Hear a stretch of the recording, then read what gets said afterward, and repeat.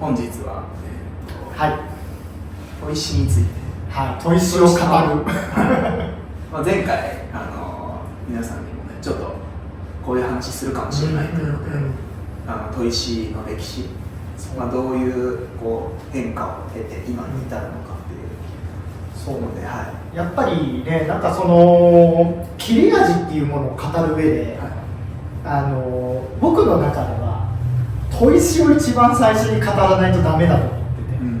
てて、砥石が切れ味を作ってる部分っていうのはかなりあるんだよね。もちろん鋼材が大事なのも間違いないし、形とかもすごい大事なんだけども、でもどこが一番最初って言った時に僕の概念の中では実は一番最初に来るのが砥石なんだよね。だから砥石をすごく頑張ってるっていうところも実はつながってて、でもそれをなんか発表する場もなんかよく考えるとなかったなと思って、それでなんかちょっと少し語らせてほしいなと思ってそうなんか顔が見えて、そうマニアックシリーズをやるんだったら一番最初は何って言ったらもう砥石でしょしか出てこなかったんだよね。それぐらいやっぱ砥石ってすごい面白くて、そうでなんで日本人の文化に切れ味というその切れることにこだわりがあるのかっていうのもやっぱりねちょっとその日本の特殊なんでね、そこもすごい面白いっていうので、ぜひねちょっと皆さんに聞いてほしい。ものすごい楽しみにだから藤田さんも先に言わないでください。藤田さんなんかもう終わったこと書いてあるから言っちゃうからちょっともう後で聞きます。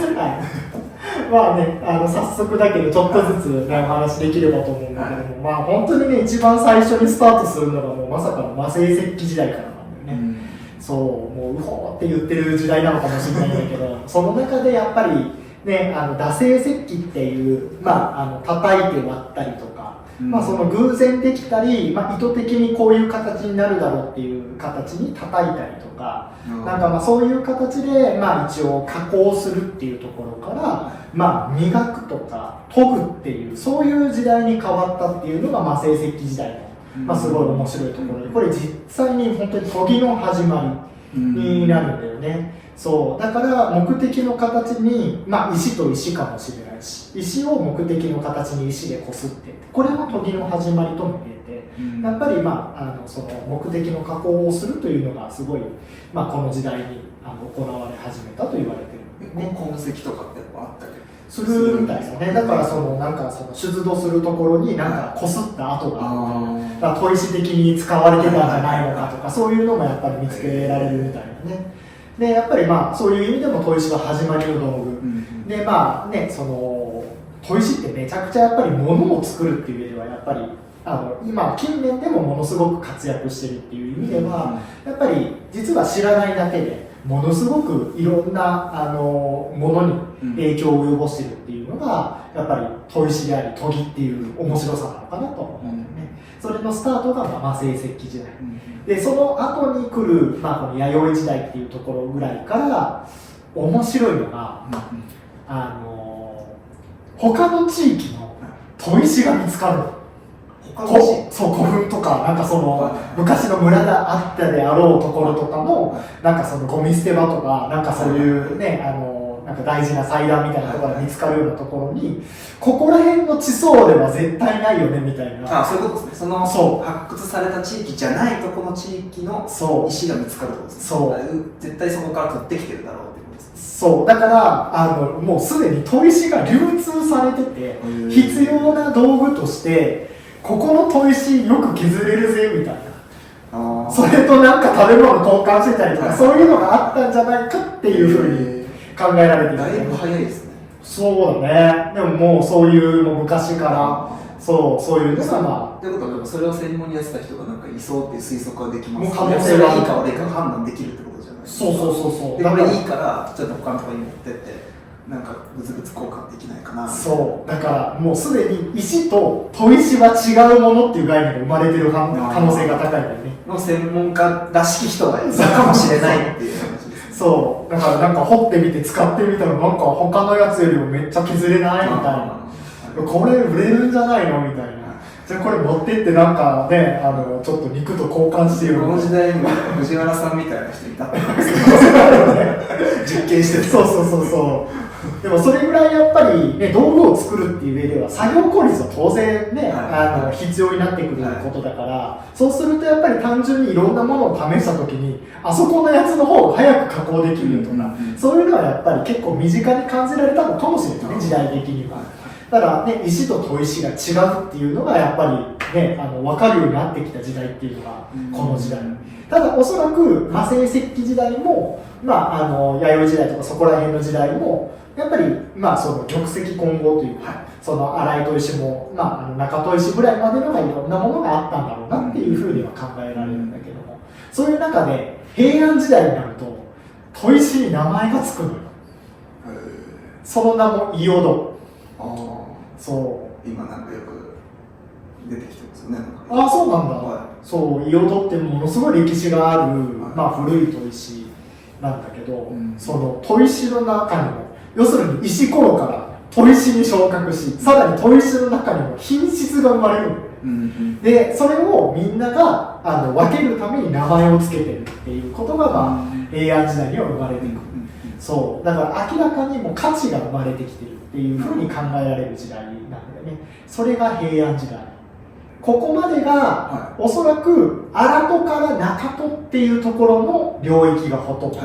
で早く加工するっていうところだけで言うと荒戸が主体だったのが、魔性石器とか弥生時代だった可能性はあるのかなって気はするんだけどね。ただその中でやっぱり平安時代でやっぱりその切れるようにするとかっていうのも少なからず出てるはずなの。この時代でその砥石の中でもいいとされるものが伊予戸っていう名前がついてるっていう、その地域の名前、地域、そうそうそう、愛媛県の、そう、あそこで取れたものがいいとされてる、そうなんだと思われる。そうだからそういう意味ではやっぱりもうね、武器とか、当然ながらもうすでにその鉄器とか青銅器とか、そういう金属も加工してるから、そういう中でやっぱり道具としての価値が高められる部分、要するに切れ味がもうすでに生まれている可能性が高いっていうふうに言えるよね。そういう中でやっぱり品質の差っていうのが明らかに、これはすごくいいからもっと価値が高いんだって言って売り始めたっていうのが平安時代だと言われてるんだよね。そういう中でめちゃくちゃ熱いのがやっぱ鎌倉時代。そう熱々、もうちょっと前から見つかってたんじゃないのみたいな説もちょっとあったりするんだけど、何が見つかったかっていうと仕上げが見つかるんだよね。そうでも結構長かったですね。そうなんだよね。もうずっとやっぱり歴史を経て、やっぱりそれが京都で見つかる。だからね、天然砥石の仕上げっていうと京都っていうね、なんかもうイメージ持ってる方もたくさんいらっしゃると思うんだけども、それは実際京都の、山でそのいい仕上げ砥石っていうのがたくさん産出される。そういう中でその鎌倉時代に、見つけた人がいて、それを、天皇献上したみたいな、そういうので大事なものとしてもこの時代は扱われてた。そう、いや諸説あって、本当かどうかっていうのは難しいところもあるんだけども、かなりやっぱりそうだろうなと思われるのが、やっぱり軍事産業的な役割を、持ってた可能性がある。めちゃくちゃ切れるようになったら武器作れちゃうよね。そういう意味でものすごい切れ味っていうのが出せる砥石が見つかったっていうのは、やっぱりその戦いという中でもやっぱり怖い話になっちゃうけども、殺傷的な能力の向上っていうのはものすごく優位性を持つ、そういうものを手にしているっていうのはすごいやばい感じですね。怖いものですね。そう、昔もう人の命でかなりお侍からすると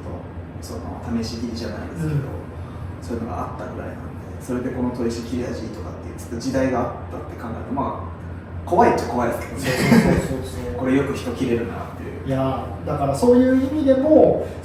やっぱりある程度管理されてる可能性も非常に高い時代なんだよね。で文献によるとやっぱりその鍛冶屋さんとか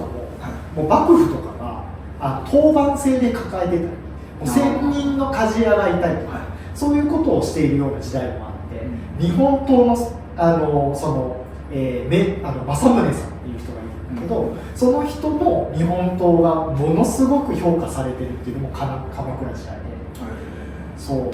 今までと何が違ったのかっていうのと、あんまりそっちは、ね、詳しくないからあれなんだけど、はい、どうやら切れ味プラス、美の追求もできるようになった時代、そう仕上げで、ね、研いでいただくとみんな分かると思うんだけど、中研でやるとそんなになんか美しさが出てこない、そう傷があって白っぽくかすむっていうような感じの中で、やっぱり、ね、日本刀を研いで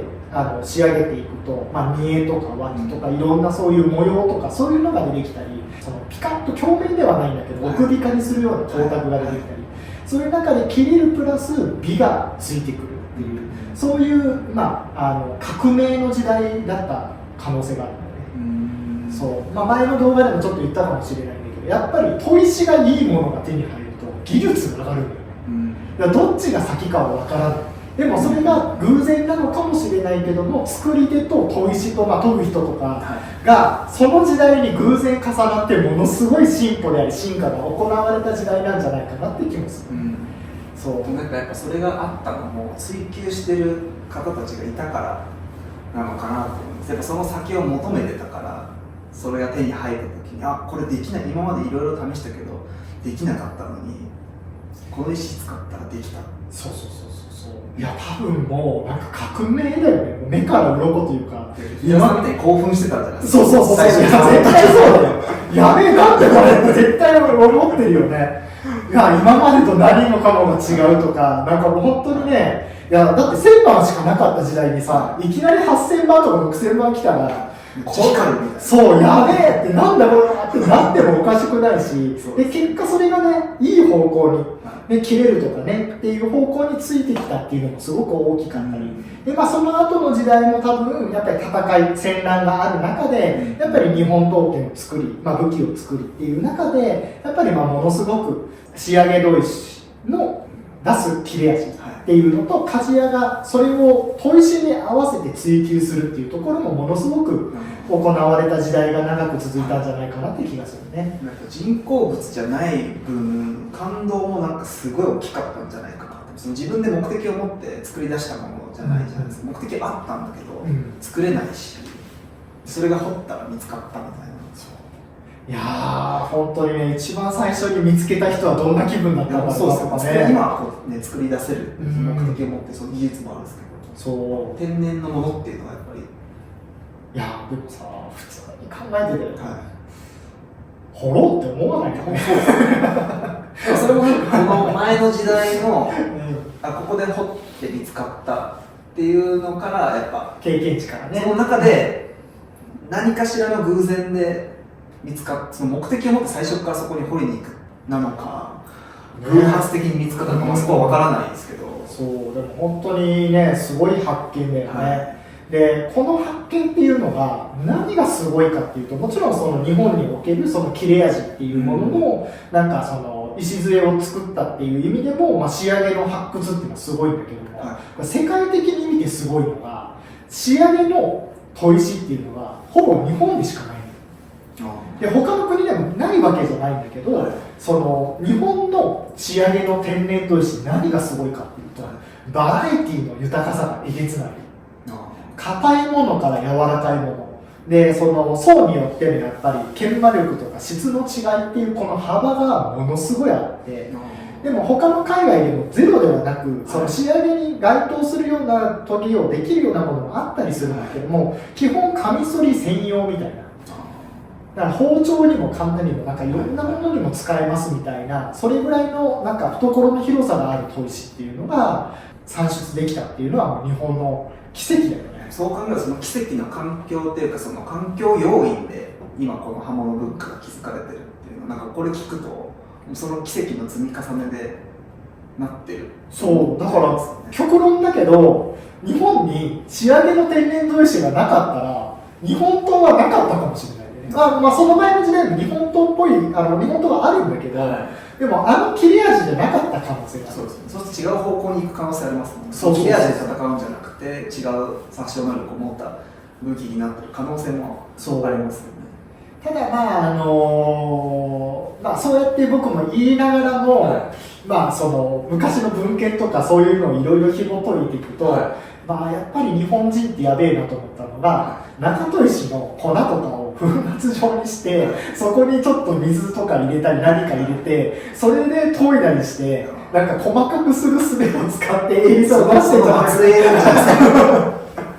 なんかそんなことをやってたんじゃないかみたいな話もあったりするのね。今ある道具でいかにそれをどこまで極限までできるかっていうのはその時代ごとにやってるってことですね。だからその追求の精神自体はもともとあったのは間違いなく、だからその仕上げの手弁がなくてもそこの領域に行き着いてるかもしれないんだけど、その精神的な日本人の血筋が先な可能性がないですか。その関係が整ってなくてもそこに持っていくその深掘る精神みたいなのがあった。もうやっちまってる可能性もあるかもしれない。環境プラスその精神が合わさったからっていうのもあります。どっちもある可能性ありますよね。いやめちゃくちゃでもやっぱり間違いなくそういう努力をせずともやっぱり一定レベルまで持っていけるものが手に入ったっていうのはものすごいやっぱり技術レベルを加速させたっていうのはあると僕は思うかな。なんか日本っていろんなプレートがこうなんか重なってるみたいな、地理で習ったんですけど、なんかそういうのがもしかしたらあるんですかね。なんかいろん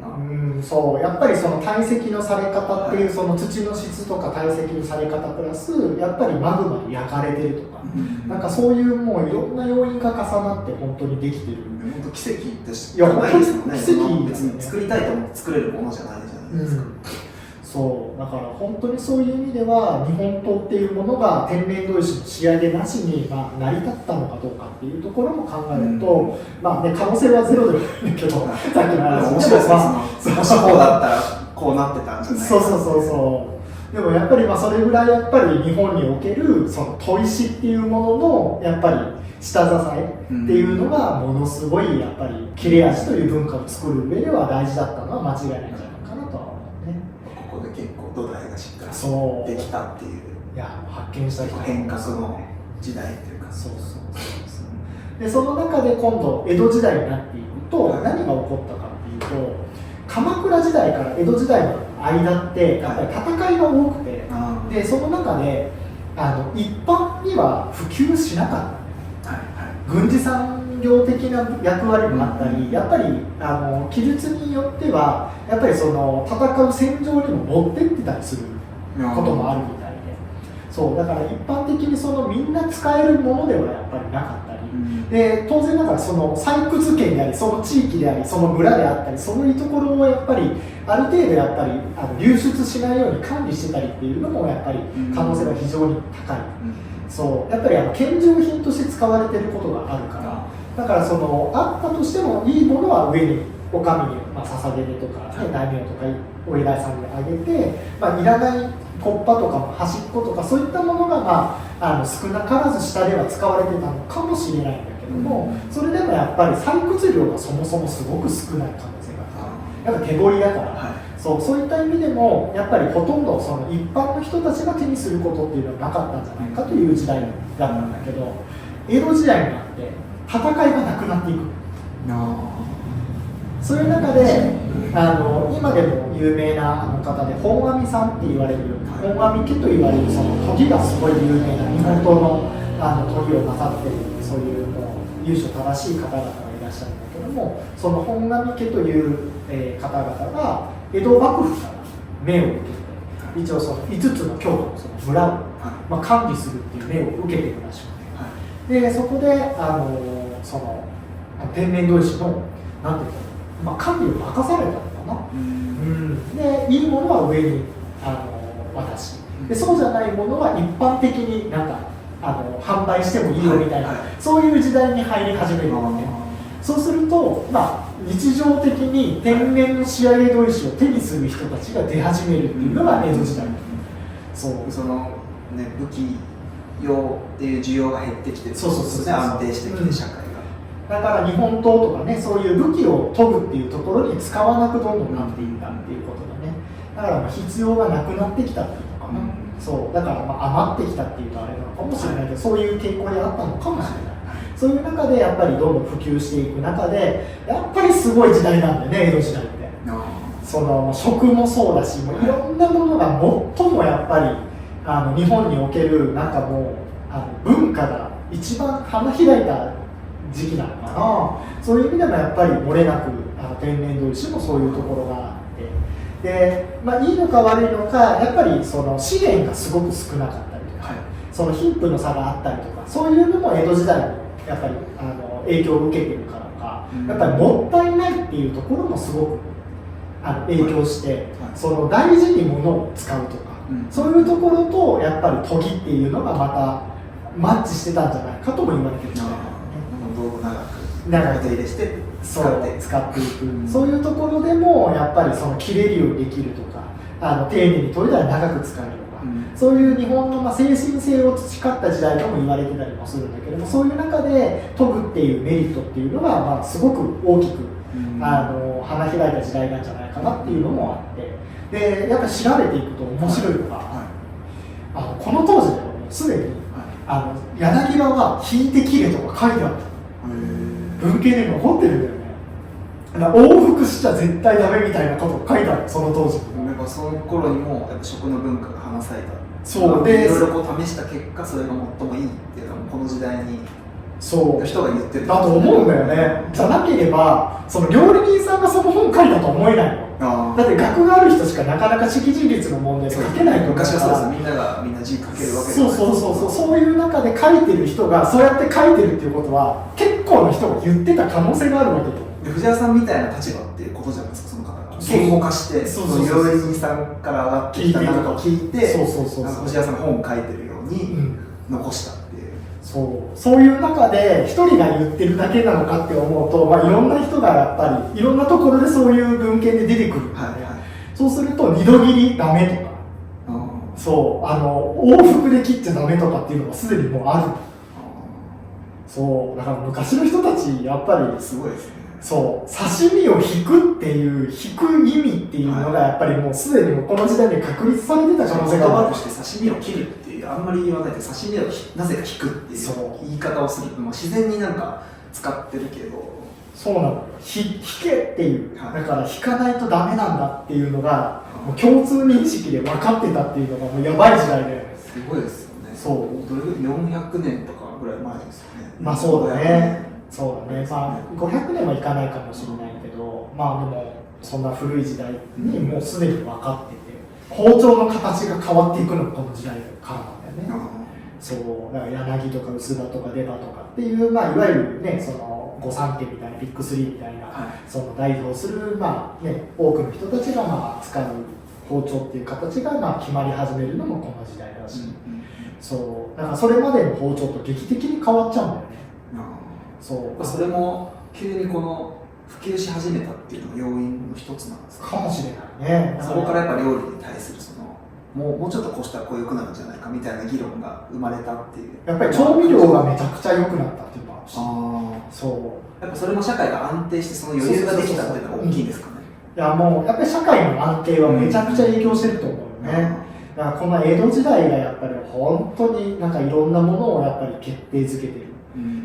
だからやっぱりそのいろんな歴史を調べていくと一番最初に止まるのはもうやっぱり江戸時代。それ以前はやっぱりちょっと今と違うものになってしまっているケースが多くて、やっぱり江戸時代はすごいなと。そういった中でも今なんか他の国の歴史は詳しくないんですけど、やっぱ早い段階でかなり安定してたからこそ食文化がここまでこ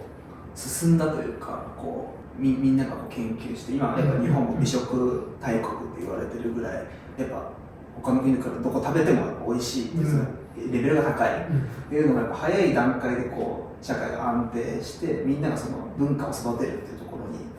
なんか時間と労力を注げたっていうのもあるのかなっていう。やっぱ国によってはずっと戦乱がつい最近まで続いてて、国として成り立ったのがやっぱりここ最近っていう国もあるじゃないですか。やっぱりね、そういう時代だとね、やっぱり生きることが必死で、でも食べる、まずは食べないで明日をね、今日を生き抜くことが優先順位として生きることがやっぱ大事になるんで、やっぱ余裕がないとその食べるものを美味しくするとか、だからコップもきれいに作るとか、実用性プラスアルファの芸術とか文化っていうのはやっぱこの歴史を見ていくとそういう安定っていうのも結構大きな要因なのかな。かなり大きいよね。だって引かないと美味しくないなって言ってる暇ないよね。そうそう、戦ってとりあえずもう食べるんですよ。そうそうそう、栄養補給が優先事項なんですよ。そうそうそう、でも、ね、400年も前からこういう話が出てるってことは、やっぱかなり早い段階でその食に対するそのこう追求というか意識っていうのは、だからね、やっぱり本当にね、他の伝統工芸的なところもやっぱり江戸時代っていうのはものすごいやっぱり、見てても飽きないし、すごい技術の推移で、ね、時間と手間をものすごいかけた時代っていうのもものすごい見て取る。ただやっぱりさっきの話、やっぱり資源がないっていうところもあって、やっぱり物を大切にするっていうのもすごくやっぱりまたいい意味でメンテナンスとかそういうところの技術が上がった時代っていうふうにも言えるんじゃないかなと思うね。今ね、ちょっと話はあれだけど、やっぱり世界的にね、やっぱりその日本の特徴だって言われる中で、やっぱり修理とか、ケア、メンテっていう、そこがすごいっていうふうに言われてたりもするから、やっぱり日本がやっぱり培ってきたそのもったいない精神っていうのはまたね、もしかすると今後そこを深掘りすると世界にもやっぱり通用する、長く大事にするっていう意味ではものすごく大事な文化にしていくべきなところなのかもしれないと思うね。そう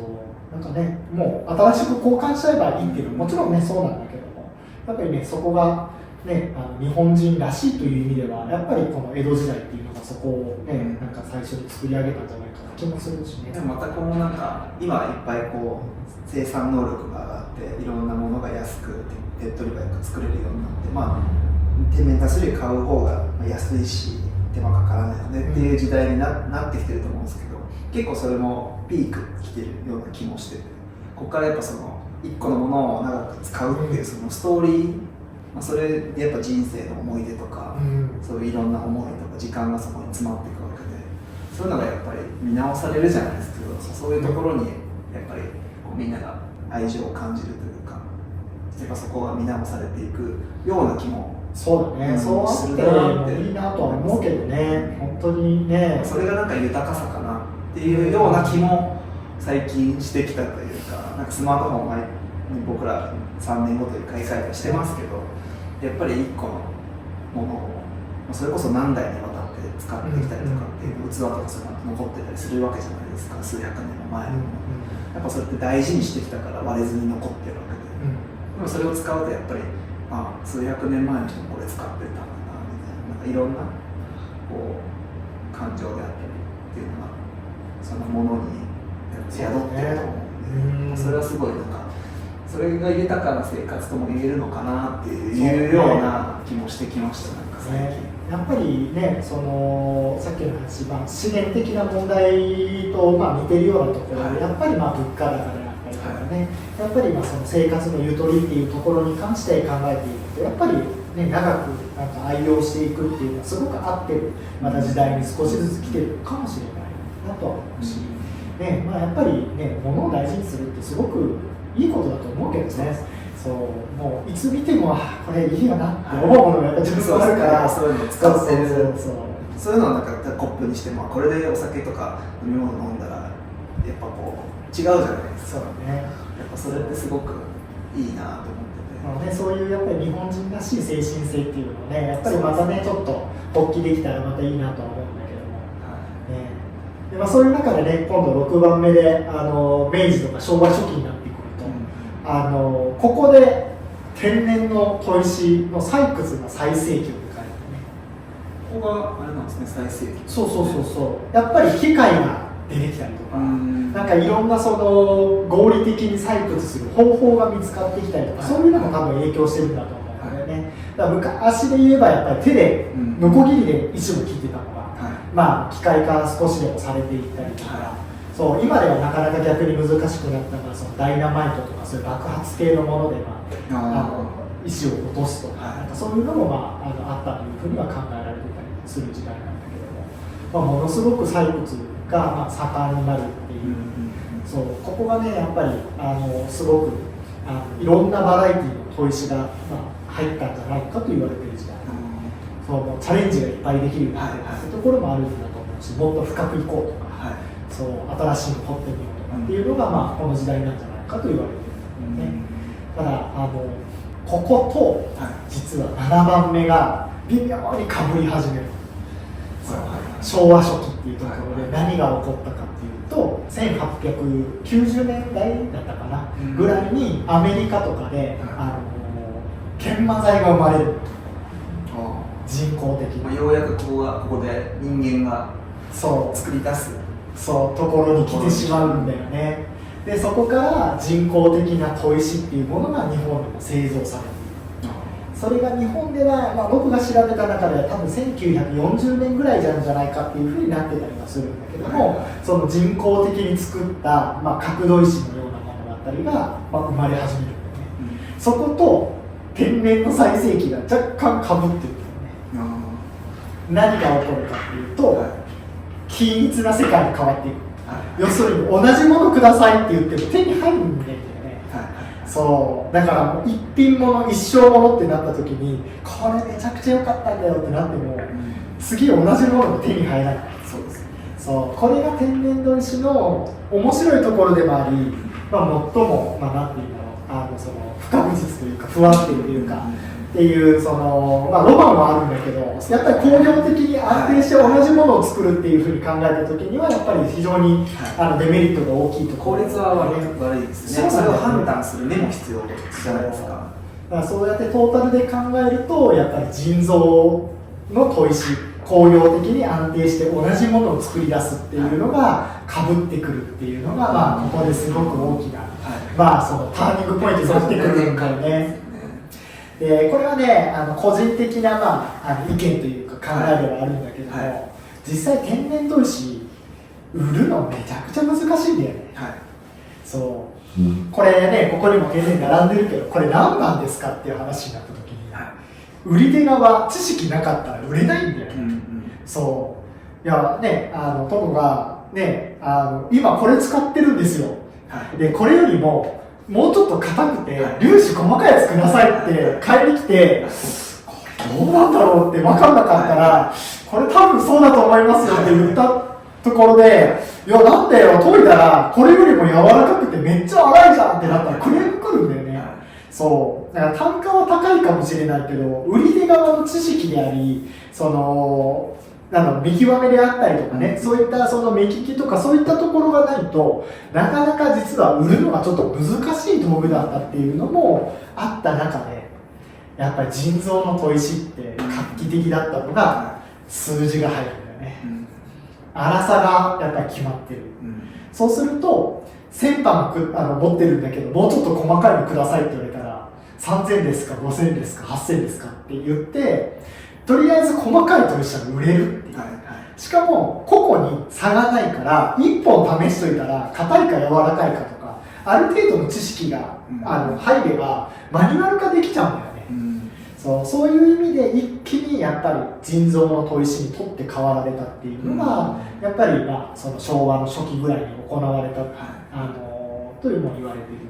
でやっぱりその中砥石にあたる青戸とかやっぱりもう向こう何年用とかでやっぱり大工さんとかは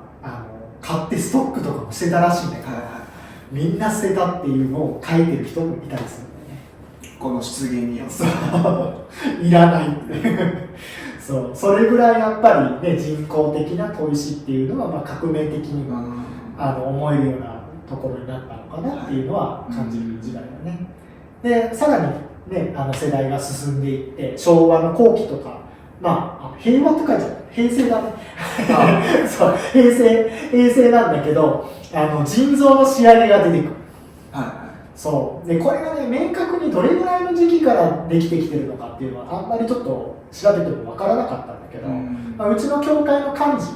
をやってる方が理容師さんなんだよね。でやっぱりもう昔は天然砥石を持って売りに歩く人たちがいたらしいんだけど、でやっぱりその当時やっぱりカミソリ研ぐの、京都とかに天然砥石買いに行ってたらしいんだけど、その時に砥石屋さんが言ったのが忘れられないって教えてくれたんだけど、ついに人造の仕上げができたんだみたいなことを聞いたっていうんだよね。それが40年前とかなんか50年前とかそれぐらいっぽいんだよね。そう多分40年ぐらい前なんじゃないかなと思うんだけど、はいはい、その時に4000番ぐらいだったような記憶だっていう、はいはい、でも近く6000番とかができてくるかもしれない、そうなったらもうこういう砥石が売れなくなるかもしれないんだみたいなことを聞いたっていうのを言って、小5、60年とか、それぐらいなのかもしれないね。まあ本当にね、一般的に普及するまでにはもう何年かかかってたりするのかもしれないんだけど、そうそれぐらいやっぱり腎臓の砥石っていうのがまあ製造されたっていうのがここら辺なんだよね。で、面白いのがその前も何回かちょっとお話したことがあると思うんだけど、刃物の見方っていう本の中に、その青紙と白紙っていうその鋼材のその切れる切れないとか長切れの話がちょっと記述として入っているんだよね、その中で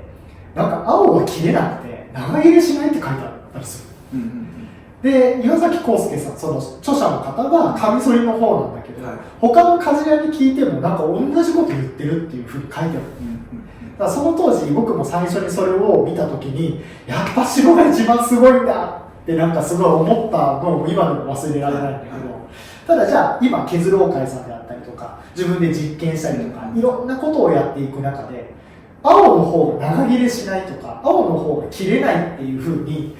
安易に言えるかって言われるとそうでもないんだよね、青の方がいいところっていっぱいあって、欠けに強いとかその、条件にもよるけど長切れしにくいとか長切れしやすいとか、そうで実際削ろう会とかでも神田においては実際青紙の方がいい成績が残ってたりするの、比較的ね、もちろん理由はあって、ちょっとそこは今日は割愛するんだけど、そういうことがある中で昔の本には白がすごくいいって書いてある、その当時は全く分からなかったんだけど、今読み返してそういうことかもって思ったのは腎臓砥石の仕上げであり腎臓砥石がバラエティが広がったがために、精密に正確にさらに鋭利に土台作りができるようになって青紙が生きるようになったんじゃないかっていうふうに感じるんだよね、そうだからやっぱりよくねある誤解というとあれなんだけども天然砥石ってそもそもの研磨力めっちゃ弱いの、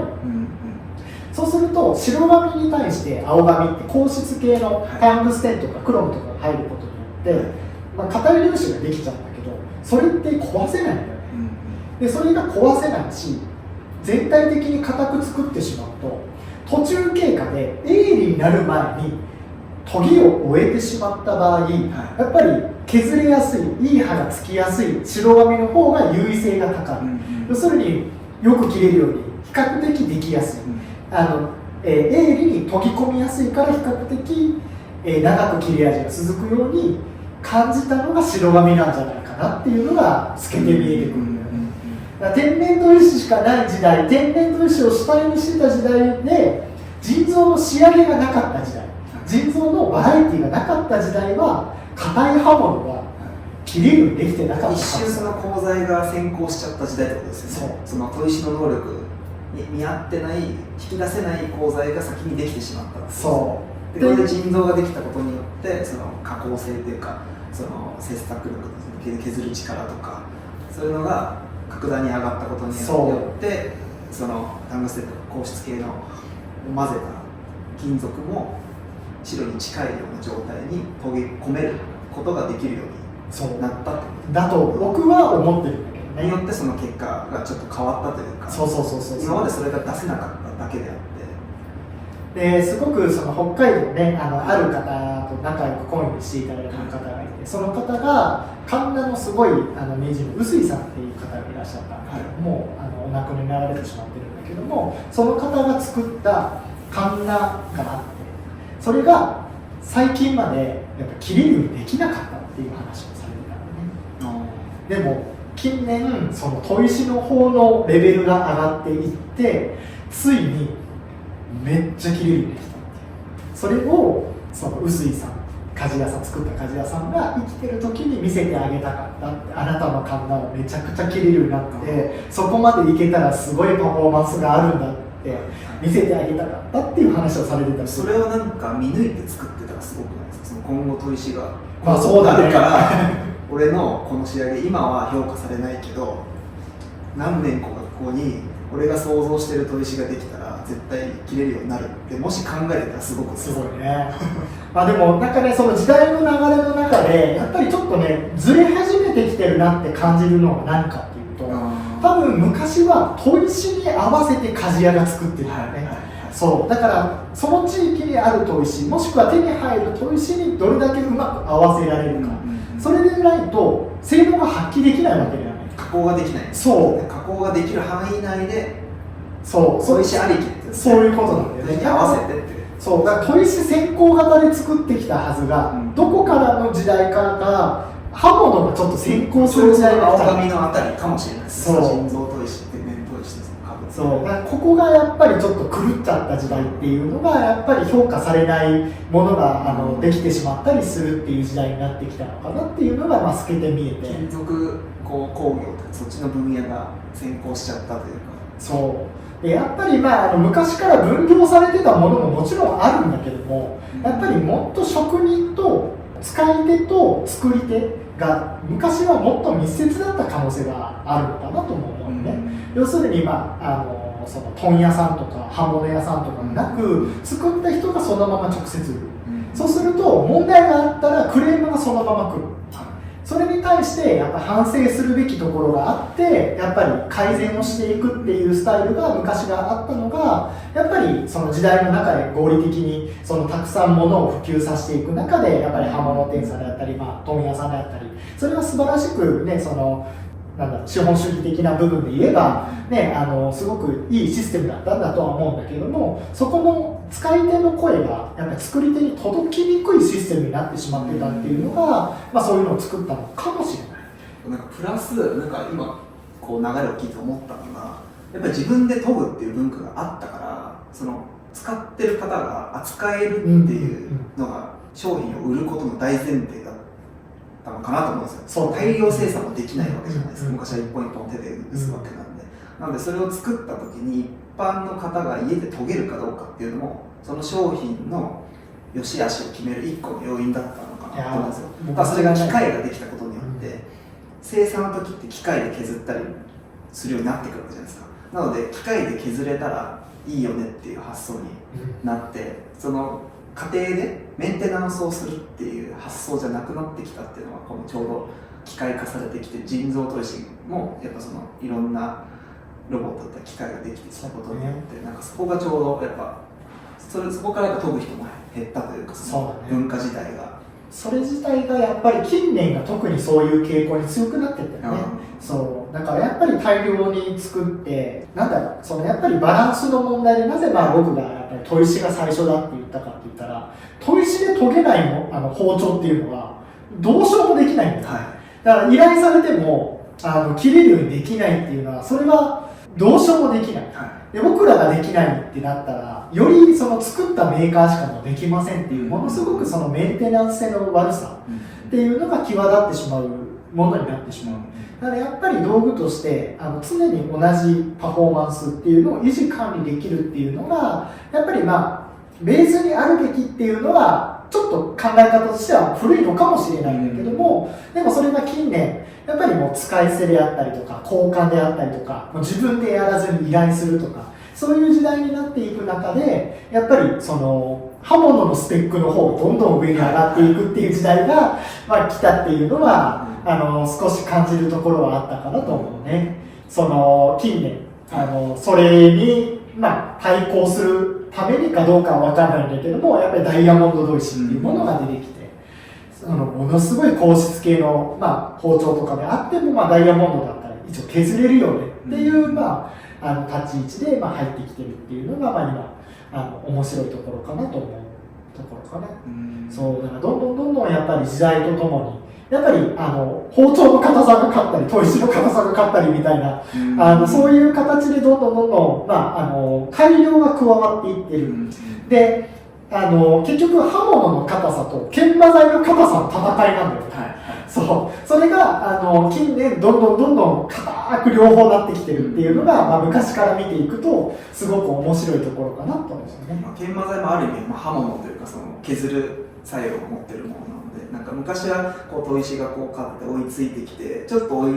抜くか追い抜かされるかぐらいの時期があって、今はこう金属がっていうか、その一般の人が研ぐっていう目線で見たときには今金属の方が圧倒的に、その加工性という面においてはそうね、だから研ぎやすいレベルの包丁ではちょっとない硬さっていうのが結構、頻繁っていうか、かなり多く出てきたっていうのも、近年のちょっと特徴かなとは思うんだけども、ただね、それに対して、ダ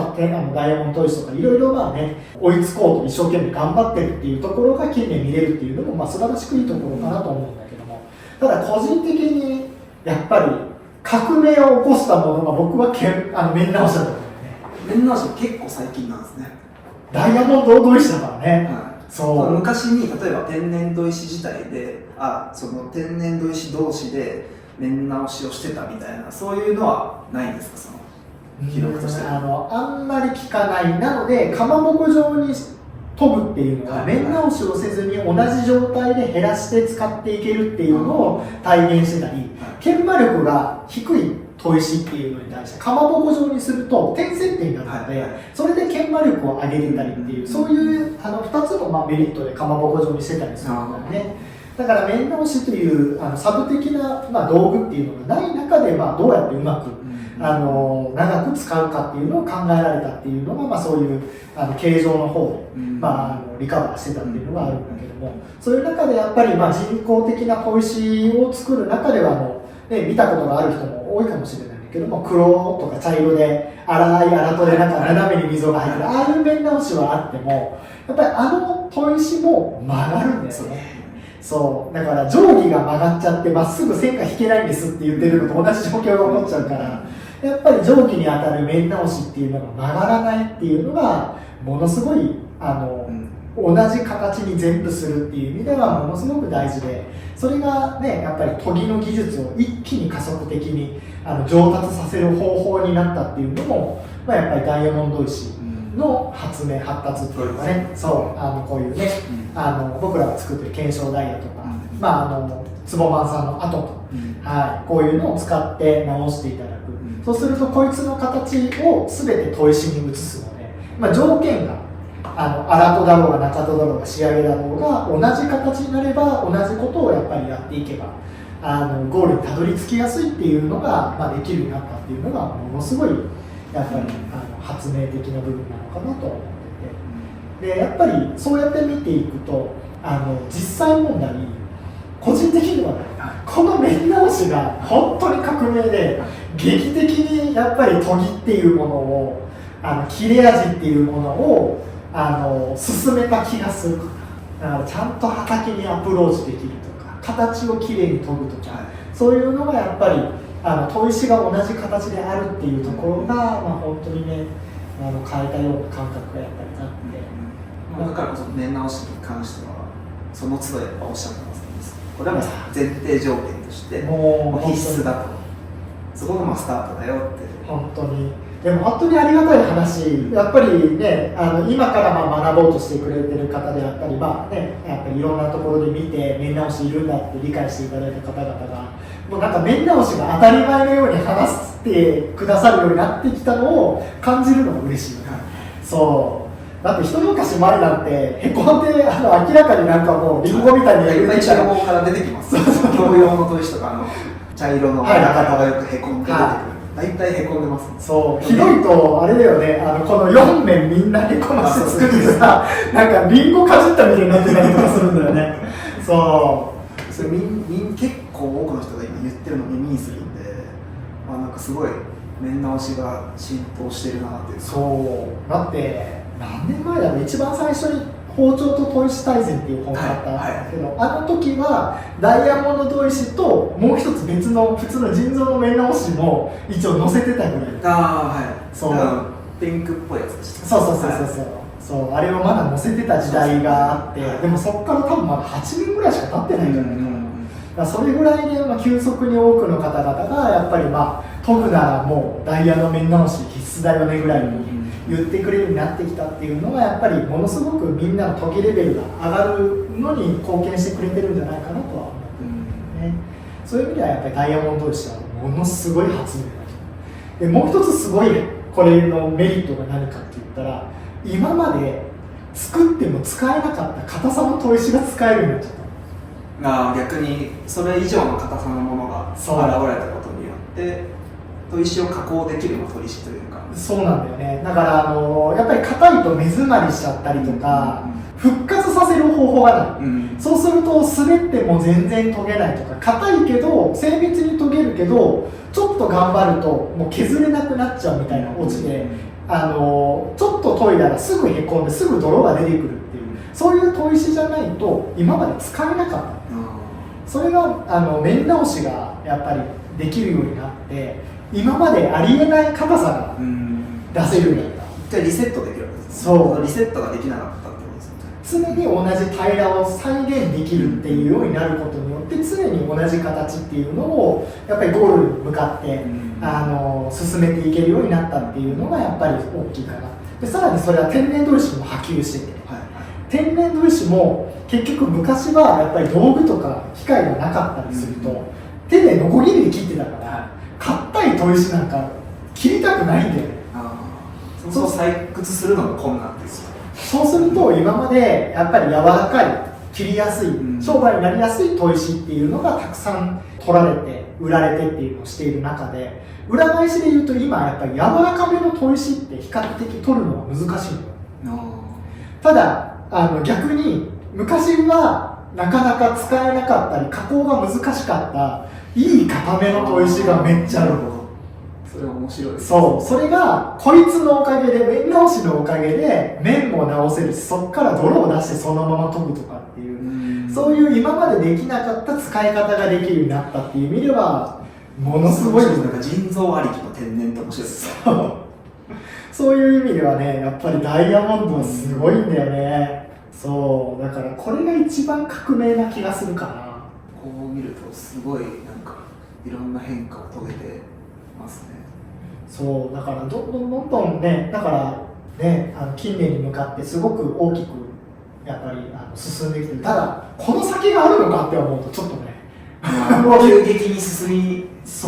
みましたもんね、グイーンと。自分でやってる中でもものすごいなんか進んだ感があるから、この先があるのかっていうとちょっとなんかハテナがもう見えてきてる。なんかそこってなんか苦痛じゃないですか。やっぱこうどんどんまだ先があるぞって登ってる時は楽しいし、こう成長してる感、進んでる感がやっぱこの時期って一番あるじゃないですか。でもこのピークに達した瞬間、こうよくおっしゃってその1点を上げる努力がめちゃくちゃ難しくなってきてるじゃないですか今。もうすでになんか苦しい。一点上げる努力をなんかすごいアホみたいな時間かけてやってるような感覚が近いんだけど、それでも今までまだそのね80点超えて81点82点ってもう本当に1点を重ねる努力っていうのはやってきて、そういう中でかなりのレベルまで来たなと思った中で、その先が見えなくなったっていうのはちょっと初めてかもしれない。っていうのはダイヤモンド以外の研磨剤はもうないんだよね。さらに高質なそうだったりとか、超えてくる。それは自分の努力でもうなんか切り開けないところまでちょっと近づいてきてしまってるなっていう感覚があるっていうのは正直あるね。あれなんですかね、現実科学的にそのダイヤモンドより高質な物質ってないんですか？わかんない、ちょっとそこは知識がないからわかんないんだけど、ただまあじゃあ単純な話、ダイヤモンドに作った砥石がいいのかっていう話にもなってくるよね。そうやっぱり包丁よりも圧倒的に強者だから、やっぱりつける傷が深いっていうのも、やっぱり柔らかい包丁に対して旋盤であってもやっぱりものすごく硬いダイヤモンドと柔らかめの研磨剤で作った砥石と比べた場合はやっぱりダイヤの方がものすごく深く傷を入れるのはやっぱり間違いないから、ダイヤモンドだからよく削るから最終的な、さっきの切れ味と言われる、味の面であったりとか、そういうところとか切れるという単純なその心地とかそういうところに対して完璧なのかっていうと、決してそうとは言えない。そうだからそこら辺がやっぱり難しいところではあるよね。だから時代が進んだからいいものができたから全てがなんか完璧だというわけでは全くない。やっぱりメリットデメリットがあるっていうのはもう間違いないかなと思うんだよね。なんかそれこそいつもおっしゃってる通り選択肢がだいぶ増えたじゃないですか、これを追ってくるそうそうそうそう。だからこそ今この SNS 時代でこれが正解だっていうのもったいないなと思って、こんだけ選べるものがあるというのであれですよね。そうそう素晴らしい国だよね。というところでね、一応最後のね、締めとして最後にやっぱりまあ基本ねちょっと選べる時代に入ってきたっていうことで、個人的には今が本当に最も切れ味がいい時代だと思ってて、この先じゃあ30年後50年後見た時に選択肢が今度狭まる可能性が見えてきている。それが何っていうと天然砥石が掘れなくなってくる可能性があるんだよね。それは天然砥石自体があったとしてもこれを掘る人たちがいなくなった瞬間にやっぱり手に入らなくなる、そういう意味ではやっぱり天然砥石もで人造砥石も両方ともかなり最高レベルで、選べるっていうのが今の時代なのかな、で個人的に、僕が一緒に組んでる天然砥石直っていう方がいらっしゃるんだけども、彼が作る3万番の砥石っていうのが完全に手作りなの、でやっぱりちょっとねその一般的にたくさん売れる品質っていうかその大量生産だとかなり不向きな砥石で、刃物側にもものすごいちょっといろんな条件を必要としてしまうような砥石になるのだから、一般販売はなかなか難しいんだけど、ただそういう3万番という砥石がありでさらに天然の砥石もありっていうこのなんか両方の対極にあるような、上位種が2つ出てきた中で研ぎ上げて食材を切った時にめちゃくちゃ味がまた違うっていうのが面白い。だからね料理人さんと本当に実験やってて言われたのがイカをその天然と3万番で切り比べた時にここまで違うとは思わなかったですって言われたんだよね。それぐらいやっぱり味の差が出てしまう。それぐらいやっぱり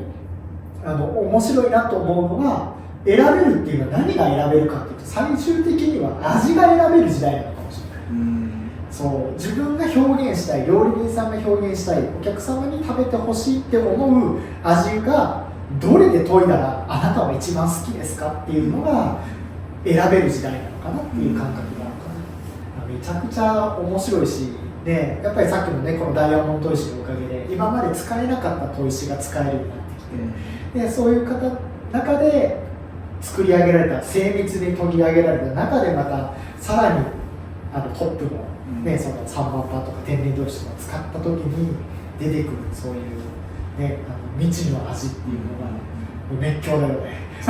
楽しくてしょうがない。じゃあこの包丁とこの包丁でちょっとやってみてとか、そうだからイカはね白波2号の柳場でもやったことがあって、それももう愛媛とか地方にまで行って、みんなで夜中の3時から実験やったりとかねやったりしていろいろやってやっぱ全然違うねとかってやってたんだけど、まだやっぱりでも他の鋼材でやったことがなかったりするのね、そうだからそういう意味ではねまたそうやってやってくださる方々が増えてきたっていうところで、白い字だったらこうですとか青だったらこうだったとかっていうのもねやっぱりまた見えてきたりするとすごい面白いし、もう鮮度がいい時とやっぱりちょっとね寝かしてしっとりしたイカに対してももう粘りとかが全然違うんだよね。だから結構ちょっと時間が経ってしっとりしたイカに天然に切るとすごい粘る。それってその刃先のそのカットした瞬間なのか、その天然でその磨いた表面の接地面の擦れなのか、どっちのようにするその隠し包丁をパッとやっぱり入れていく上で、その切り刃が影響するほど刃が入ってないからかなりその側面的な部分は少ないかなと。単純にその炭化物が、刃先が天然に研ぐと丸くなるからやっぱり若干その潰すことによって、粘りが出てきてるんじゃないかなとは思うんだ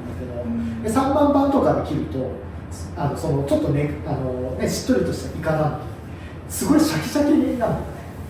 粘りが出ないからコリコリっとそうこれちょっと時間がかかってコリコリまではしないんだけど、コントラストとしては全く同じイカとは思えない、その食感が別のものが生まれてよりスパッと切れてるってことですよね。腎臓がですね。そこでね、好みも完全に分かれてしまうんだけども、そういうのでやっぱり一定を超えてくるとまた見えてきたっていう。本当おっしゃる通りね、共通点が藤原さんの実験結果を聞いてると共通点があるんで、ああやっぱそうなんだろうなと思うのは、以前トマトの話した時も点だと滑るっていう話をしたじゃないですか。それも結局刃先が丸いからこするような感じになって青臭さが出るみたいな話されてたと思うんですけど、結局そこも言い方なく共通してるじゃないですか。やっぱそこが丸いから何かしらこうこするのかなんか潰すのが起きてて、食感が変わるっていうのも結局なんかそういうことじゃないですか、実験で。そこで共通点が見えてきてこうなんだろうみたいな。でそこまで落とし込んでるのがちょっと変態な。あ、そうか。そのレベルにまで多分達してないんですよ。それ刃先が丸いとか何言ってんだろうみたいな。刃先みんな鋭利で、藤原さんの言う鋭利が皆さんが言ってる鋭利と多分違うんですよ、レベルが。その鋭利っていうのは藤原さんの鋭利と藤原さんが言ってる丸いってみんなからしたら鋭利なんですよ。なるほど。そう分かります？この鋭利な中の丸い、さらに鋭利って話をしてるじゃないですか。でも包丁ってみんなから言ったら全部鋭利じゃんみたいな。あ、なるほど。包丁ってそもそも鋭利じゃん。だから何言ってんだろうっていう考えの人が多い気がします。なるほど。藤原さんの鋭利が伝わってないんですよ、その概念が。僕らが言う鋭利は多分8000番以上で研いだもの。強いて言うとほとんど3万番のことを鋭利って言ってるかもしれないね。しかもその鋭利が8000番以上の鋭利って言っても多くの人が8000番で研いでてもその藤原さんが出してるその鋭利には達してないと思うんですよ。その前の傷が消えてなかったりとか、その台形のままいっちゃってたりとか研ぎ込めてない場合がほとんどなんで。でも皆さんからすると包丁ってそもそも鋭利なもんじゃん、全部鋭利じゃんって思ってると思うんで、藤原さんの鋭利ってそれは当たり前だろうって多分皆さん思ってると思うんですけど、だからその鋭利の中の丸いってどういう意味みたいな。その密度とか顕微鏡で見た時に本当に細かいその粒子単位の話をされてるじゃないですか。そこまで言ってないですよ。その目に見えない世界の話をされてるっていう前提をお伝えしておかないと、皆さん目で見て全部鋭利じゃんみたいな、そんな刃先のなんかそうイメージ図というか。天然で研ぐと基本こうなるよね。で横から見るとこの丸がこうずーっと並んでる。これ刃先がこう並んでる状態。これが単価物。そうそうそう、粒子っていうものだよね。で腎臓としてはこの粒を壊せるから、基本この粒があっても、こう無理やり三角形が作れちゃう。で横から見るともうこの粒を壊してるから、刃先だけ見るとほぼ直線的にここが削れちゃうってことですか？そう。ないでここになんかこう削れたその傷とかが入ってるから、ここがないってことですよね。ない。そうこう削れちゃうから、極限までこう三角形がものすごく薄いよねっていう話。だから天然で研ぐとこうなるから、この粒がそもそも大きければ滑るよね。だからこのなんかレベルの話をしてるのは多分分からないですけど、包丁みんな鋭利じゃんって多分思ってる人多いんで。皆さんぜひ包丁となんだっけ、包丁研ぎの基本、顕微鏡の写真ちゃんと載ってるんで見てください。本買って睡眠導入剤としては優秀だから。でここがまだ鋭利になりきれてないというか、その天然砥石にした場合刃先が丸くなる。そうから素材に影響してるんじゃないかということです。そうで、この形を意図的に作れないんだよ。天然砥石じゃないと絶対にこの形が作れない。その硬さのその塗料というかその研磨剤人工的に作れないんですか？そのちょうどいい塩梅のその周りは削るけどその粒子は削らないみたいなの作れる可能性はゼロではないよね。まあでも必要としないと作る意味がないと。天然砥石がなくなった時には作ったらいいかもしれない。あえて天然砥石を人工的に作る。でもそれができるんだろう。天然砥石をわざわざその採掘して不安定なものをやるっていう意味がなくなってしまいます。実際歴史的にはもう僕も持ってるんだけど、天然砥石の粉を人工的に固めた砥石はあるのよ。で持ってたりもするし使ったこともあるんだけど全然良くないんだよね。そう、天然砥石の粉 100%。そこの混ぜ物だったり違うものがそう、ボンドが邪魔してたりとかなんか良くない。そう、非常に研ぎ心地も悪いし、でもそれが出てこないってことはやっぱ超えられない何かがあるのかもしれないっていうことですかね。だから個人的には天正の前のシリーズはちょっと天然砥石の粉とかもちょっと入れてたりとかいろいろしてたんだけど、もう今全く入れなくなった、それはやっぱりここの理解がより少なくなったからっていうのもあるかもしれない。もう完全に腎臓は腎臓らしく天然は天然の良さがあるんだから、もう真逆に、もう対極に作ってあげた方が、やっぱり両方の良さを知って、まあ、マニアックな話で言えばよ、できるかできないかは別にしても、こう切った刃先が作れるかもしれない。半円でね。そう。表だけ。そう。半円にして裏だけそのまま腎臓で削っちゃうっていう。そう。だからまあ柳刃とかは糸刃は天然とか。ここまで想像できて研いでる人いないと思う。粒子の形を見えないものを想像してるわけじゃないですか。すごいです。もう僕らも全部顕微鏡とかでずっともう、ね、眼精疲労でね、もう一日仕事できないくらいずっと覗いてたからね。そうだからまあそうなるとやっぱ料理人さんとかもっと追求したいっていう人にとってはすごくいい時代ですよね。まあ面白いよね。そういう人にとっては選択肢がたくさんあるっていうので。やっぱりね、そういう中でいろんな、ね、方々がやっぱりやっていただいた中でまた見えてくるので、ものすごい面白いよね。だからね、本当に今最も選べる楽しい美味しさを追求できる時代じゃないかなって。僕の中でこれが本物のエンタメだと思うんですよね。その究極まで遊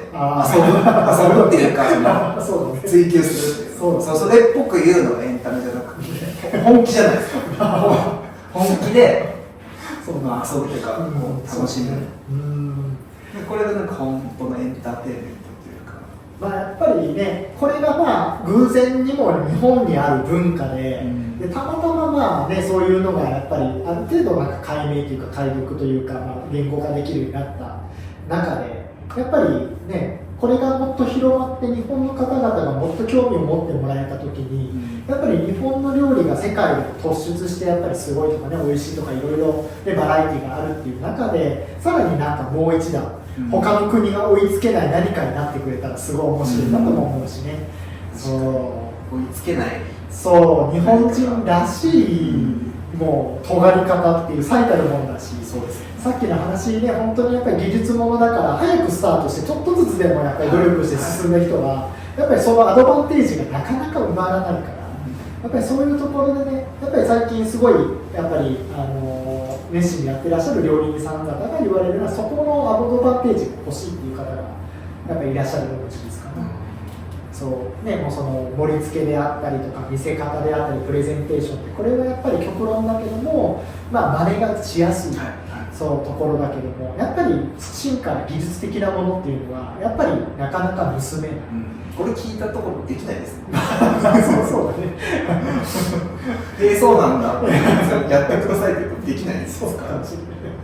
まあね、それのね、これがコントロールできるっていうのはやっぱその積み重ねじゃないですか。それでこれ見たから明日からできるようになるかってやっぱ日々の積み重ねなわけ。まあそうだね。まあそれが教えるよって教えるけど多分できないと思う。多分。そういうことをやっぱしていくのがその日本らしい。まあそうですね。そうだね。ただ追随できない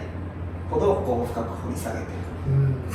まあだからこそまあ年間契約で契約していただけてるっていうのもまあ証明なのかもしれないけども、だからまあね、料理人さんからするとあなたがかけてきた時間を僕らは料理にかけたいからお願いしますって言われた方もいらっしゃる。それがプロフェッショナル同士のそうね。だからまあ餅は餅やって言われるようにまあならなきゃいけないと思ってたけども、まあね、こういうねちょっとまあマニアックすぎるところまでみんなが必要かどうかは知らない、その方々が選ぶべきところだと思うけども、たださっきの話ね、やっぱりまあ見えてきてる世界があって、なんかそこがね解像度がちょっとね良くなってきてるっていうのが切れ味っていうところで出てきてるので、またね興味がある方がいらっしゃったらね、ぜひ研ぎを楽しんでいただければなと思います。いやでもすごい楽しかったです。よかった。僕初めてここまで遡ってなんか大体江戸時代ぐらいから包丁の形がこう変わったみたいなのは本とかにちょっと書いてあったりするのがいくつかあったんですけど、そこまで深掘ってそうなんだ、まあ、そうだよなって思う時もあれば、砥石は本当にね、まあそうだよね、刀、まあ武器の加工するものとしてっていうのが最初で、そこからまあ需要の変化、環境変化に応じてこんな家庭でも使われるようになって、でそこからまた人工物、人工砥石、人造砥石っていうのがこう工業技術とかの発達で作れるようになって、で今度逆に包丁も工業的にたくさん作られるようになったら、今度逆に研ぎっていう文化がいらなくなったって言ったらあれですけど、やっぱ衰退していく、今度必要がなくなってしまう、いっぱい作れちゃうから、でもまたここでそのいっぱい作るっていうのも、まあもうそろそろいいよねっていうのに結構近いのかなっていう気もしてて、で今度溢れすぎてて、江戸時代は足りないから、もったいない精神大事に使いましょう、でも今もう多すぎるよねっていうか、もうありすぎてて、もう無駄だし、使って捨てて環境にも悪いし、じゃあまたね、いいものをちゃんと作って長く使いましょうねっていうのにこう進んでってるような気も、そういう感じもしますけどね、なんか風潮。さっきのね、現代の9番目の後をもう一つ自分で作りたいよね。そうこの時代は100年後この時代はこうだったねってなんか言えるね、何かね、違いがある時代になってくれたら本当にいいなと思うしね。なんかそういう未来が来るような気もするというか、逆にその道具としての機能性とか安定性ってもう達成されたじゃないですか、安くて安価で、もうみんながこう使える、効率よく同じようなこう結果が出せるようなものっていうのは大量生産できるようになったじゃないですか。だからこそまたこう江戸時代じゃないですけど、江戸時代とはまた違った要因でこう暇になるというか、人間が、その今まで機械的に働かなきゃいけなかったのが、やっぱそれがロボットだとか AI がやってくれることによってもう仕事なくなっちゃったみたいな時も近いかなと思うんです。可能性はあるよね。やっぱ週5日働いてたのが4日になって3日になって、じゃあ何やるのって考えた時に、暇だからもう極限までなんか機械じゃできなさそうなこととか、今までやらなかったことまで追求してやろうみたいな風になった時に、またその第二の江戸時代じゃないですけど、こうみんながこう変態的にこう暇つぶしてもうお金のことを考える必要がないんで、本当にね、なんだろう、やっぱりね、もうみんなが感じてると思うけど、やっぱり食のレベル自体が恐ろしく上がったよね。そのレトルト品であったり、冷凍食品であったり、ああいうもののレベルが上がれば上がるほど、やっぱりもうその日常のご飯で満足する。そうすると外食に求められるレベルの高さっていうのはどんどん上がってきてるって実際あって、そう料理人さんも頭痛いんじゃないかなっていうか、その美味しいじゃないですか、その外でレトルトとか冷凍買っても普通に食べれるんで、それがゼロ2個ぐらい少ない値段で売られてるわけじゃないですか。じゃあそれで数百円のものと、じゃあ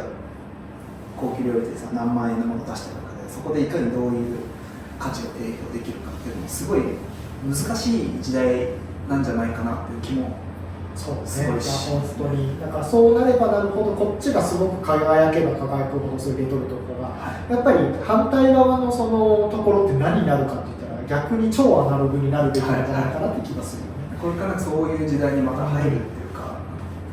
こう極端になるんじゃないかなと、中途半端というか、その中間のところがなくなって、もうめちゃくちゃ安くて、効率よくて美味しい、それがまあ美味しいもの、みんなが満足する美味しいものが、めちゃくちゃ高いけど、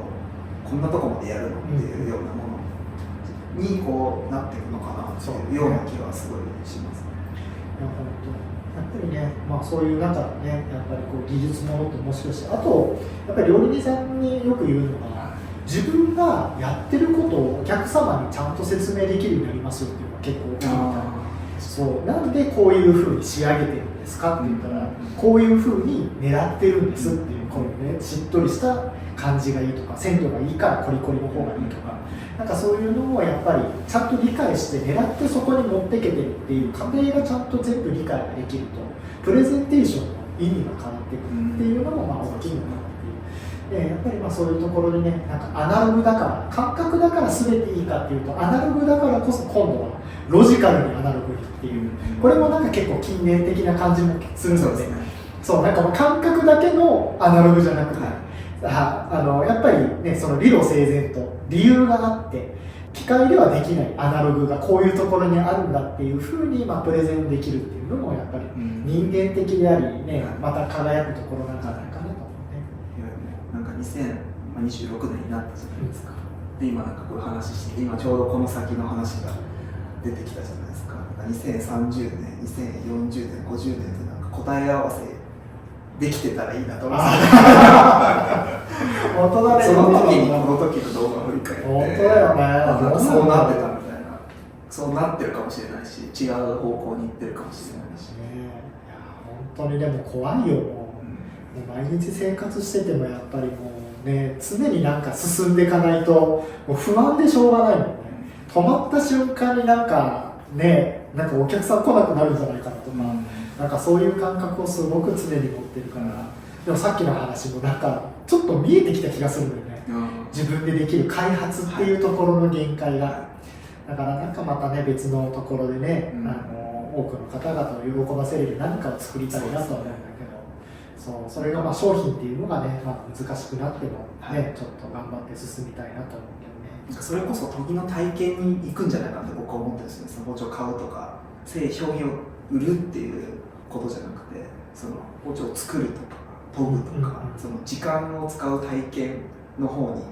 流れていくのかなっていう気はするんですよ。ただそのいいものを買うんじゃなくて、いいものを一緒に作りましょうとか、何年もかけて作ろうっていうような、その体験に時間を使うっていうのが今後なっていくのかな。それこそ研ぎの教室、研ぎをもう毎日研ぐとかっていう、なんかこういかに時間をこう体験に使うかみたいな風になっていくのかなっていう。もう消費っていう消費のサイクルは結構いいところまで来てるのかなっていう。まあぜひね、研いだらね、とりあえず切れるようになるしね。そうね、ぜひ研いで切れるようにして。そうね。やっぱ今効率とかコスパタイパみたいな時代だから、そういうの面倒くさいってなってると思うんですけど、逆にこう余暇時間が増えれば絶対やると思うんですよね。料理はもう趣味になってきて、別に外で安く買えるけど、でも家で作るのが楽しいよねって。でその道具も自分で研いでみようっていう。逆に今は余裕がない社会というか、もう手っ取り早く結果を得るみたいになってるので、やっぱそこに時間をかけて達成する喜びみたいなのがまた見直されてるのかなっていう。すごい楽しみだなと思います。そうだね。なんか不安もすごいありますけど、本当おっしゃる通り、なんかどんどん進まないと、なんか置いてかれちゃうっていう気もするんですけど。まあでもね、本当研ぎめっちゃ楽しんでね。そうですハマってもらえる人が一人すごい楽しんでもらえるんじゃないかと思います。僕も楽しかったな。まあ一番多分ね、これ作って一生懸命勉強してね、本当にいっぱい本も読んだし論文も読んだけど、まあ楽しかったよね。なんかね、本当になんか誤解を与えてしまったりとか、あんまり深掘りしすぎるとね、やっぱりね、歴史的に正しいとかそういう話が出てくるから、ちょっとね、さらっとした感じにも仕上げちゃったけど、ね、でもね、やっぱりなんか知らないことを知るっていうところにね、ちょっとでもね、その研ぎするしないは別にしても、日本の文化としてね、なんか切れ味っていうものをね、ちょっと砥石ベースでちょっと知っていただけたらいいんじゃないかなと。いや、本当、僕もめちゃくちゃ勉強しました。めちゃくちゃ楽しかったです。ね、次は何しようかな。そうですね。ちょっとまた考えて。今回は砥石の歴史について、藤原先生にいろいろと教えていただきました。次回のその回もすごい楽しみに。ちょっとマニアックなんで、勉強がすごい長いんで、ちょっとなかなかすぐ更新できない。視聴者の方はもう早く待ってると思うんで、合間の時間に、またお届けできたら嬉しいなと思うので、またよろしくお願いします。またお願いします。